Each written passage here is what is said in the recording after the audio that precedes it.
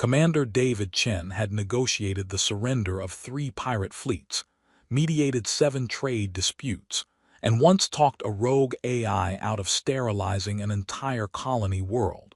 But nothing in his diplomatic experience had prepared him for the sight of Princess Zarathiel's war room. The crystalline chamber pulsed with holographic displays showing fleet positions around the contested Meridian wormhole, each point of light representing thousands of lives hanging in the balance, while 2 civilizations prepared to tear each other apart over a strategic passage that could make or break entire star systems. "Commander Chen," the princess said, her voice carrying the kind of authority that came from commanding fleets since childhood, "your government's final offer is insulting to the memory of every Kethmari warrior who has died defending our territorial claims." David looked at the tactical displays surrounding them, showing human and Kethmari forces positioned like pieces on the galaxy's most dangerous chessboard. 4 years of war had led to this moment, and he could see from the fleet deployments that both sides were preparing for a final battle that would likely collapse the wormhole entirely, stranding millions of colonists and destroying the most important trade route in known space. "Your Highness," he said, trying to inject some diplomatic optimism into what was clearly a hopeless situation, "surely we can find some middle ground that doesn't involve mutual annihilation." Princess Zarathiel turned to face him fully, and David caught his breath at the alien elegance of her features. Her ears were longer and more pointed than any human's, extending gracefully back along the curve of her skull in a way that somehow managed to be both exotic and beautiful. Her eyes, which shifted from deep violet to amber depending on the light, held the kind of intelligence that suggested she'd been winning strategic games since before most humans learned to walk. "Middle ground," she repeated, gesturing toward the holographic displays. "Your fleet carriers are positioned to bombard our civilian installations. Our dreadnoughts are targeting your colony ships. There is no middle ground left, Commander. Only victory or annihilation." David studied the tactical situation, noting the way both fleets were arranged in attack formations that would maximize damage while minimizing the possibility of retreat. Someone on both sides wanted this war to end in the most destructive way possible, which struck him as suspicious given how much money various corporations were making from selling weapons to both sides. "You know," he said, his mind racing through increasingly desperate diplomatic options, "there is one precedent we haven't considered." "Which is?" David took a deep breath, knowing that what he was about to say would either be the most brilliant diplomatic maneuver of his career, or get him executed for insubordination by his own side. "What if I married you?" The war room went completely silent except for the soft hum of quantum processors managing the tactical displays. Princess Zarathiel's eyes shifted through several colors David couldn't identify before settling on something that might have been shock or possibly amusement. "I beg your pardon," she said finally. "Marriage," David repeated, committed now to what might be the stupidest idea he'd ever had. "Ancient diplomatic tradition, binding alliance through matrimonial union. Worked for European royalty for centuries, right up until they invented more efficient ways to kill each other." The princess's chief advisor, a being that looked like someone had crossed a praying mantis with a university professor, made a sound that David's translator rendered as horrified chittering. "Your Highness," it said in rapidly rising tones, surely the human jest. "Stand down all forces," Princess Zarathiel said, her voice cutting through the advisor's protests like a blade through silk. "Your Highness," the advisor squeaked. "You heard me. Immediate fleet-wide stand down. All attack formations are to withdraw to defensive positions." David watched the tactical displays shift as thousands of Kethmari warships suddenly changed course, pulling back from attack positions with military precision that spoke of absolute obedience to royal command. "Well," he said weakly, "that's one way to avoid paperwork." "Commander Chen," the princess said, and David noticed that her eyes had settled on a color somewhere between gold and green. Do you understand what you have just proposed? Honestly, not entirely, but it seemed like a better idea than watching both our civilizations blow each other into constituent atoms over a wormhole. The advisor was making increasingly distressed, chittering noises, while consulting what appeared to be a holographic legal database. Your Highness, it said desperately, ancient Kethmari law clearly states that marriage proposals between enemy commanders during active hostilities constitute binding ceasefire declarations under the right of unity. The right of unity, David repeated. That sounds ominous.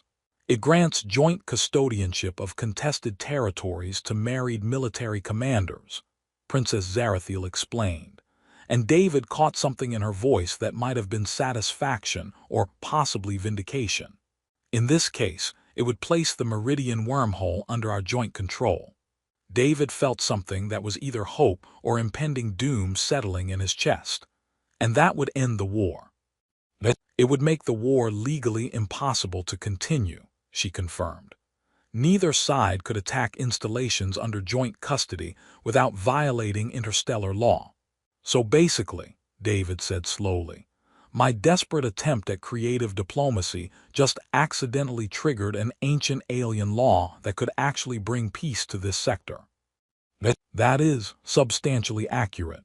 The chamber's communication systems erupted into chaos as emergency channels activated, bringing urgent messages from both human and Kethmari command structures. David could hear fragments in multiple languages, most of which seemed to involve variations of unprecedented, impossible, and court-martial. Commander Chen, came General Patricia Hayes's voice over the priority channel, carrying the kind of icy authority that had made her the youngest fleet admiral in human history. Explain to me why my tactical displays are showing a complete Kethmari withdrawal from attack positions. Well, General, David said, looking at Princess Zarathiel's amused expression, it seems I may have accidentally proposed marriage to their military commander. The silence that followed was long enough for David to question several major life decisions. You did what? General Hayes said finally. In my defense, David replied, it seemed like a good idea at the time, and technically it worked. Princess Zarathiel stepped closer, and David caught a faint scent like ozone and starlight that made his diplomatic training struggle with some very unprofessional thoughts. Commander, she said softly, I should inform you that the right of unity, once invoked, must be completed within 3 solar cycles or both parties face execution for breach of sacred law. David said. There's always a catch, isn't there? Always, she agreed. The question is whether you're prepared to see this through, or if this was simply a negotiating tactic that has spiraled beyond your control. David looked around the war room, taking in the tactical displays showing fleets pulling back from the brink of mutual annihilation, the frantic communications from both governments, and the alien princess whose pointed ears and shifting eyes somehow made her seem both dangerous and unexpectedly appealing. You know what? He said finally. I've spent 4 years watching people die over a glorified space highway. If marrying an alien princess is what it takes to stop the killing, I can think of worse ways to end my diplomatic career. Is that acceptance? Princess Zarathiel asked. That, David said, as emergency signals continued flooding in from both sides, is me realizing that sometimes the most desperate ideas turn out to be the best ones. The diplomatic conference room aboard Princess Zarathiel's flagship looked like it had been designed by someone who understood that important conversations required both beauty and subtle intimidation. David sat across from the princess at a table that appeared to be carved from a single piece of crystallized starlight, while holographic legal documents scrolled through the air between them in scripts that hurt his eyes to look at directly. So, David said, accepting the cup of something that tasted like liquid moonlight and probably contained enough caffeine to power a small starship. Exactly how binding is this right of unity? Because I'm getting the impression that, till death do us part, might be the more optimistic interpretation. The right creates a quantum-bonded legal framework, Princess Zarathiel explained. Her color-shifting eyes currently settled somewhere between thoughtful blue and cautious green. Joint custodianship of the Meridian wormhole would be enforced at the molecular level by the ancient technologies that regulate hyperspace travel. Molecular-level enforcement, David repeated. That's thorough. But Kithmori law does not make allowances for casual commitment. Through the conference room's transparent walls, David could see both fleets maintaining their new defensive positions, while emergency diplomatic shuttles raced between command ships like frantic insects. The sight was both encouraging and terrifying, representing either the first step toward lasting peace or the prelude to the most complicated military incident in galactic history. "Your Highness," came the voice of the mantis-like advisor who had introduced himself as Senior Counselor Vrixtel. "The noble houses are expressing concerns about the precedent this union would establish." "What kind of concerns?" David asked. "The kind that involve questioning my fitness to rule and possibly arranging convenient accidents," Princess Zarathiel said, with the casual tone of someone discussing the weather rather than assassination attempts. "Ah. And on the human side?" As if summoned by his question, the conference room's communication system activated to display General Patricia Hayes in full military dress, her expression suggesting she'd rather be commanding a fleet action against impossible odds than dealing with whatever diplomatic nightmare David had created. "Commander Chen," she said without preamble, "I have authorization from Earth Command to extract you from this situation before it escalates further." "General Hayes," David replied carefully, "with all due respect, I'm not sure extraction is the right word for removing someone from his own wedding." "Wedding?" General Hayes's expression shifted through several varieties of professional displeasure. "Commander, you are not authorized to conduct matrimonial diplomacy without explicit approval from the Colonial Council." "In fairness, I don't think anyone expected matrimonial diplomacy to be necessary. It just sort of happened." Princess Zarathiel activated her own communication display, showing a figure that David assumed was Prince Velter based on the family resemblance and the particularly hostile way he was glaring at the camera. The prince's ears were shorter than his cousin's, but his ambition was apparently proportionally larger. "Zarathiel," Prince Velter said in the tone of someone who'd been waiting years for this conversation, "surely you cannot seriously intend to proceed with this farce. Marriage to a human. The Council will never approve such an alliance." "The Council's approval is not required for the right of unity," the princess replied evenly. "Ancient law supersedes modern politics." "Ancient law written by ancestors who never envisioned contact with alien species," the prince shot back. "This human has clearly used some form of psychological manipulation to compromise your judgment." David nearly choked on his moonlight-flavored beverage. "Psychological manipulation? I asked a question. That's not exactly advanced mind control. The very fact that you would make such a proposal during active hostilities suggests careful planning and ulterior motives." "Actually," David said, "it suggests panic and really poor impulse control, but I appreciate the credit for strategic thinking." General Hayes leaned forward in her display, her expression indicating she was rapidly losing patience with the entire situation. "Commander, regardless of your motivations, this incident has created a diplomatic crisis that could destabilize the entire sector. I strongly advise you to reconsider this course of action." "What if I don't want to reconsider?" David asked, surprising himself with how steady his voice sounded. "Then you'll be relieved of duty and return to Earth for psychological evaluation and possible court-martial." "And if I do reconsider?" "Then the war continues," Princess Zarathiel said quietly. "Both fleets resume attack positions, the wormhole becomes a battlefield, and millions of civilians caught in contested systems continue to die while arms dealers profit from their suffering. The silence that followed was heavy enough to have its own gravitational field. David looked around the conference room, taking in the hostile princes, the frustrated generals, and the alien princess whose shifting eyes suggested she understood the stakes better than anyone else in the room. "Senior Counselor Vrixtel," David said finally, "you mentioned concerns from the noble houses. What kind of timeline are we looking at for those concerns to become active threats?" The advisor's mantis-like features shifted in what David had learned to interpret as extreme diplomatic discomfort. "Hours, perhaps less. Prince Velter commands significant loyalty among the military caste, and there are financial interests that profit from the current conflict." "Financial interests," David repeated. "You mean arms dealers?" "Among others. The war economy has created numerous opportunities for profit, and peace would eliminate many lucrative contracts." General Hayes's expression had shifted from professional irritation to something approaching concern.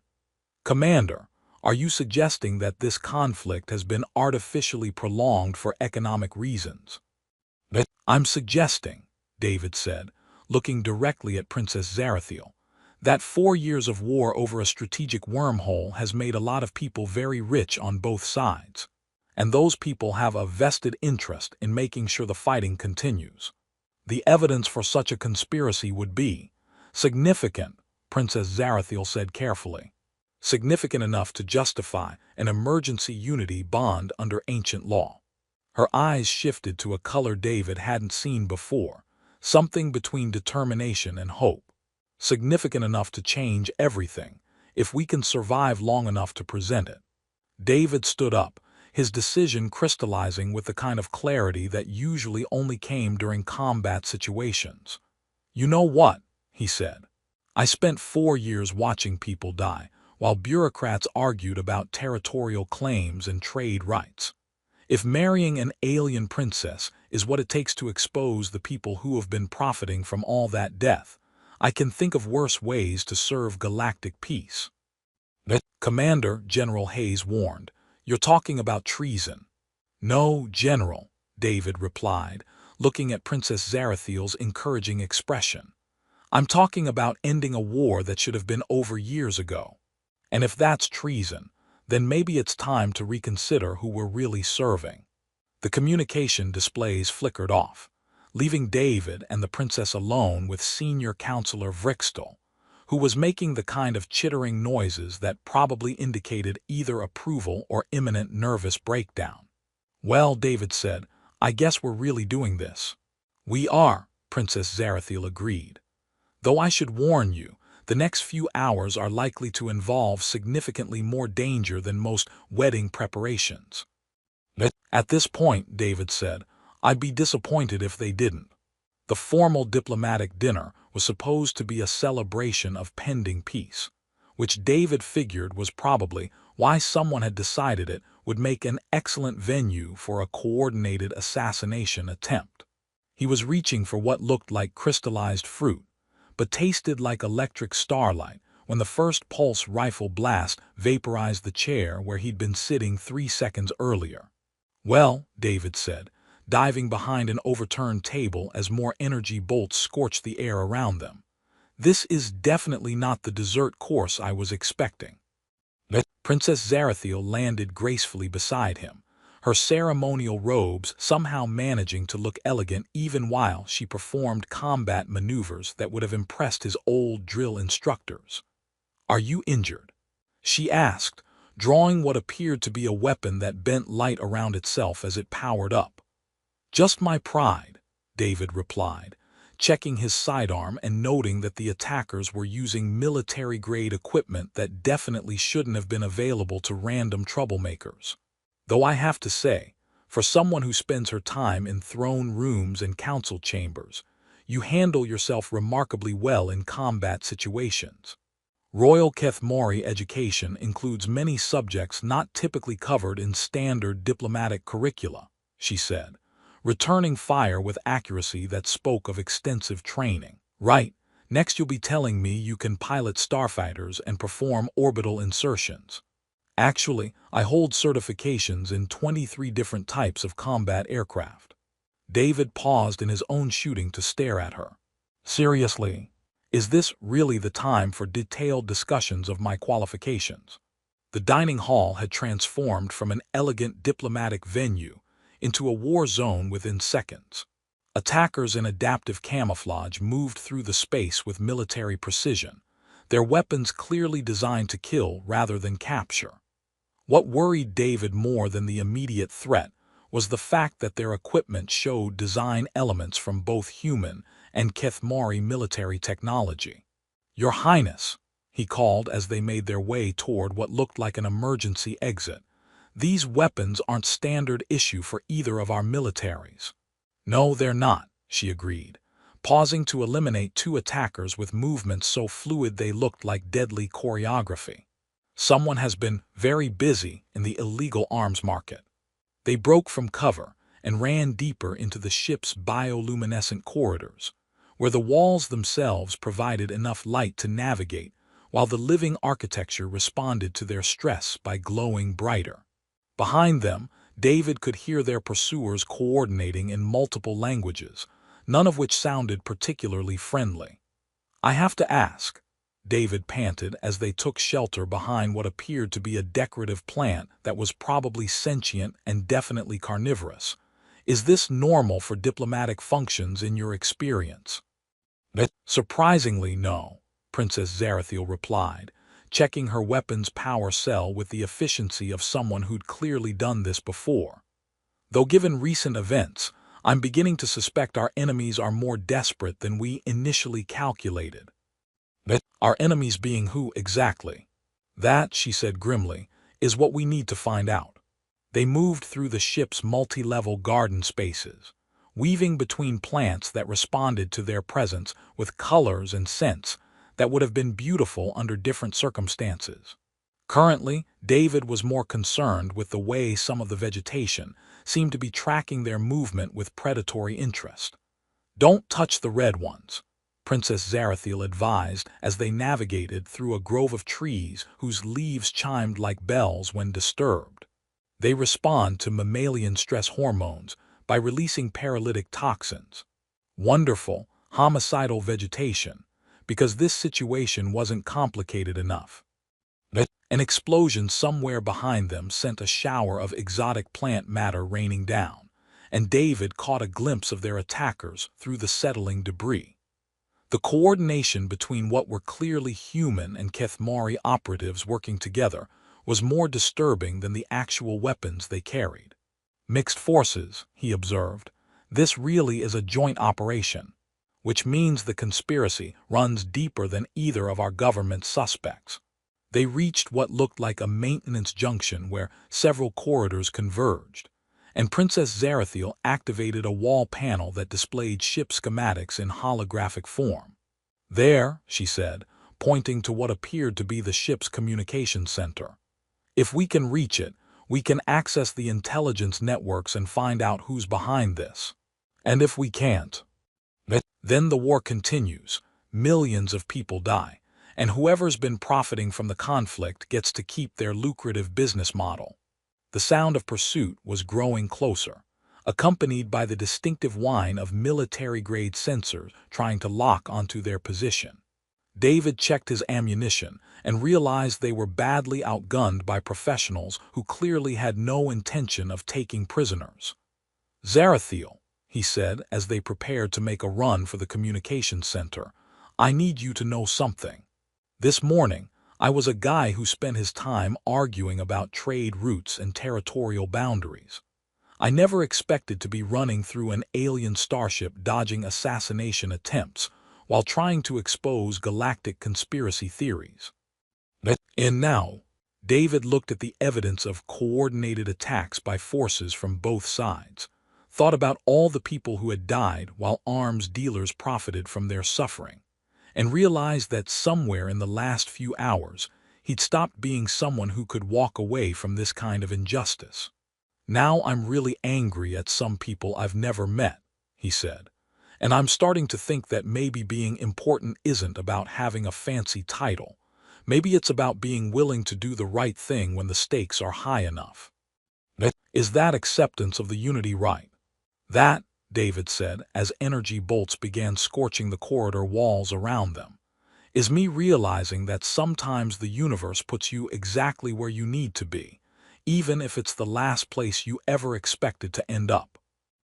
They broke from cover and ran toward the communications center, while behind them their pursuers closed in with deadly intent. But David had never felt more certain that he was finally doing something that mattered, even if it might get him killed in the process. Princess Zarathiel's hand found his as they ran, and her color-shifting eyes had settled on a shade that looked like hope mixed with determination. "Together?" she asked. "Together," David confirmed, squeezing her hand gently. "Though I have to say, this is the most exciting wedding preparation I've ever been involved in." Her laugh, musical and fierce, echoed through the corridors as they raced toward either salvation or doom, depending on whether they could survive long enough to expose the truth that could finally end the war. The ship's central command chamber looked like someone had crossed a cathedral with a quantum computer, and then decorated it with technology that operated on principles David's physics education couldn't begin to comprehend. He stood beside Princess Zarathiel at the center of the vast space, watching patterns of energy flow through crystalline structures that seemed to exist in more dimensions than his eyes could process, while trying not to think about the fact that they were about to either save two civilizations or die in the most spectacular diplomatic failure in galactic history. "So," David said, his voice echoing in the enormous chamber, "exactly how does this unity right work? Because I feel like there might be some important details I should know before we quantum bond our legal status to interdimensional space-time." The ritual creates a permanent link between our neural patterns and the hyperspace navigation systems that control wormhole access, Princess Zarathiel explained, her hands moving over control interfaces that responded by generating symphonies of light and sound. Joint custodianship becomes physically encoded in the fabric of space itself. That's remarkably thorough for a marriage ceremony. Kethmari civilization has always believed that important commitments should be difficult to break. The chamber's security displays showed hostile forces converging on their position from multiple directions, with both human and Kethmari tactical units coordinating their approach with professional precision. David could see General Hayes leading one assault team, while Prince Velter commanded another, their temporary alliance proving that desperation made for very strange bedfellows. "I have to ask," David said as warning alarms began echoing through the ship, "are all royal weddings this exciting, or is this special treatment because I'm human?" "Given that this is the first interspecies unity rite in recorded history," Princess Zarathiel replied, "I suspect we're setting several precedents simultaneously."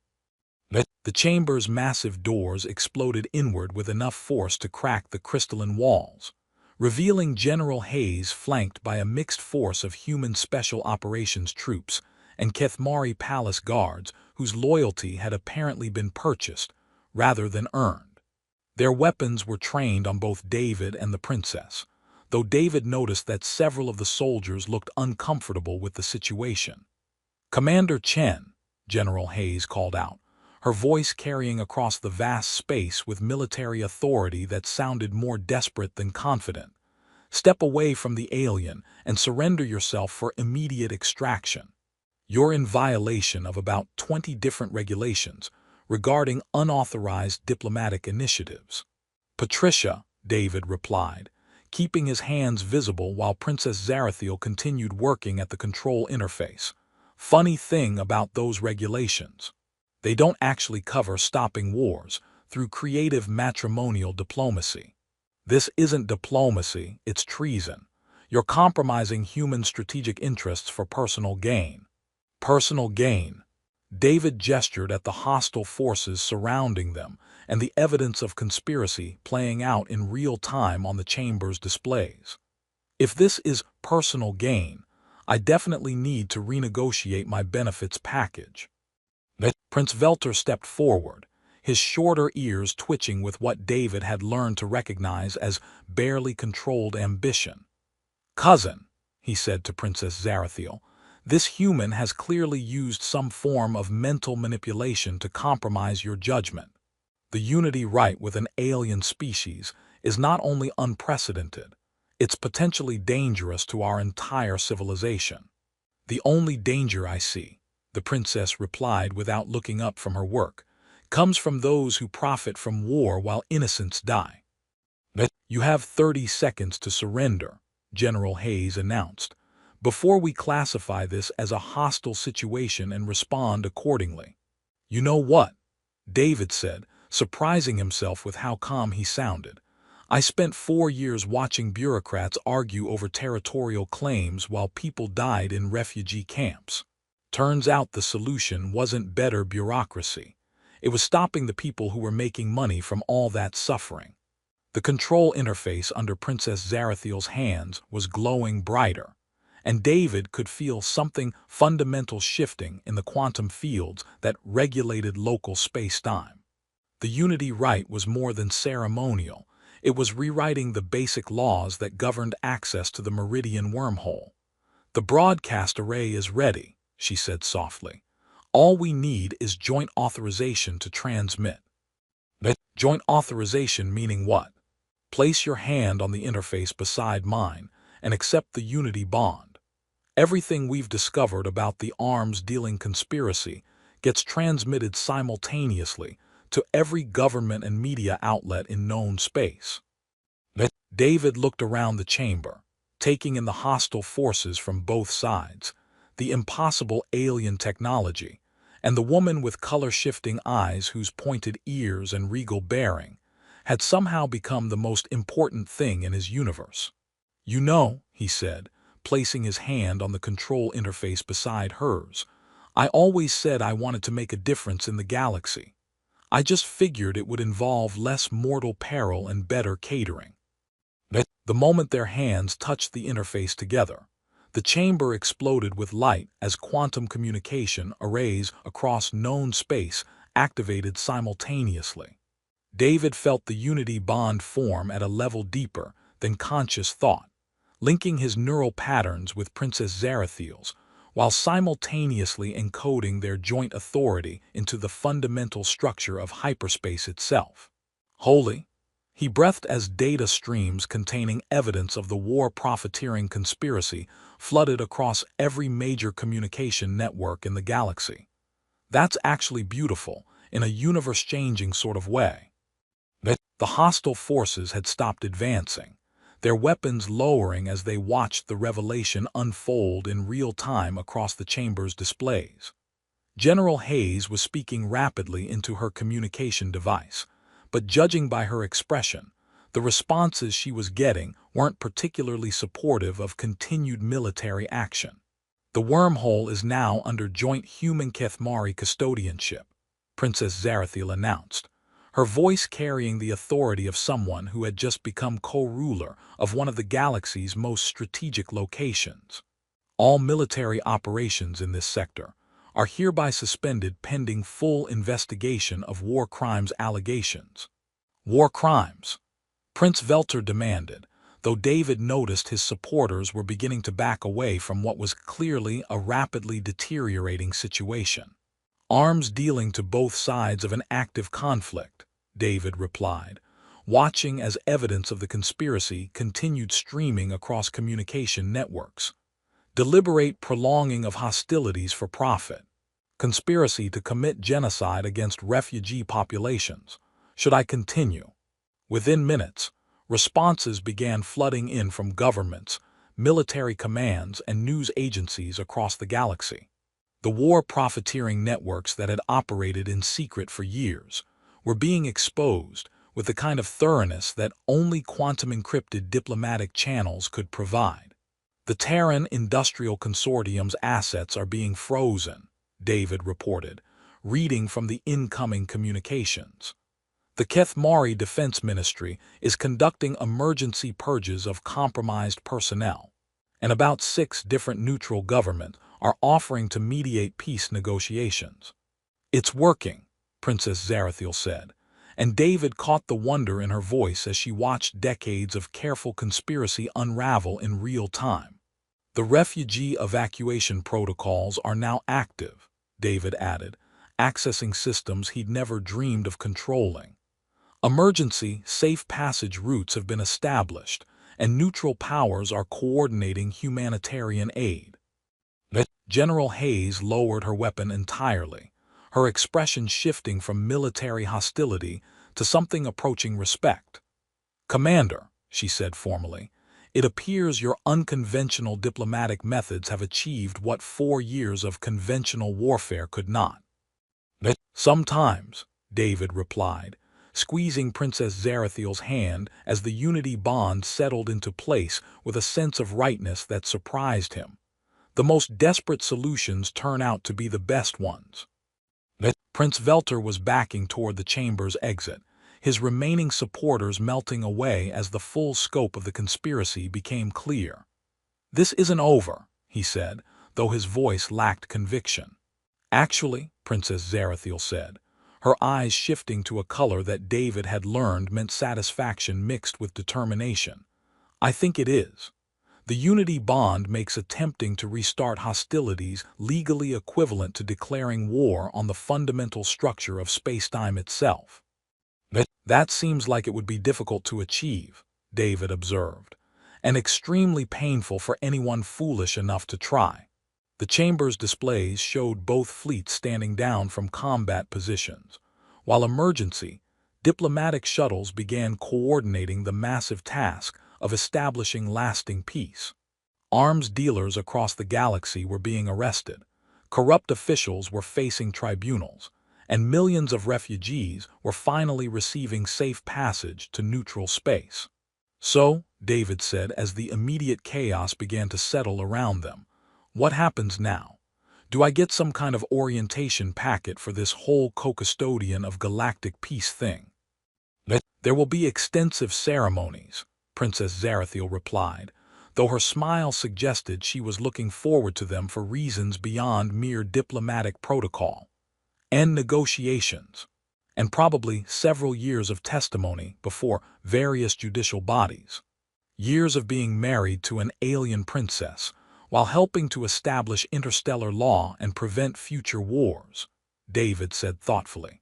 "You know, when I woke up yesterday, that wasn't on my list of career possibilities. Are you regretting the choice?" David looked around the chamber, taking in the evidence of exposed corruption streaming across every communication channel, the peaceful coordination between former enemies, and the woman whose pointed ears and color-shifting eyes had somehow become his partner in reshaping galactic politics. "Are you kidding?" he said. "This is the first time in my adult life I've felt like I was exactly where I belonged, though I do have one question. Which is, does this joint custody arrangement come with vacation time? Because saving the galaxy is exhausting work." Princess Zarathiel's laugh was like music, and her eyes settled on a warm gold that David had learned meant contentment and hope. "We'll negotiate the details," she said, taking his other hand as diplomatic officials began flooding into the chamber. "After all, we have the rest of our lives to work out the specifics." David squeezed her hands gently, marveling at how natural it felt to be quantum bonded to an alien princess, while standing in the middle of what was probably going to be remembered as the most important moment in interstellar relations. "You know what?" he said. "I always said marriage was about compromise. I just never expected it to involve joint custody of strategic wormholes and the fundamental structure of space-time."